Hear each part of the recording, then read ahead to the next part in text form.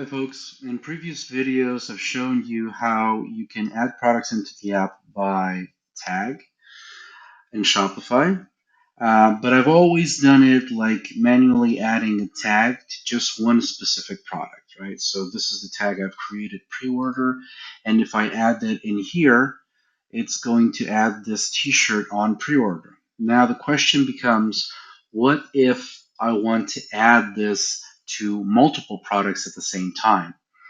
And just basically add all of my products in. That is possible as well. All you need to do is be here in the products tab in Shopify and select all the products you want. And then you can go to these three dots here with more actions, and then you hit add tags.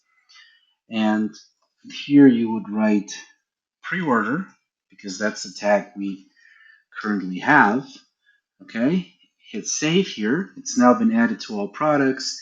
And now if we go into the app and we check out the product section, you'll notice that everything has already been added into the app here.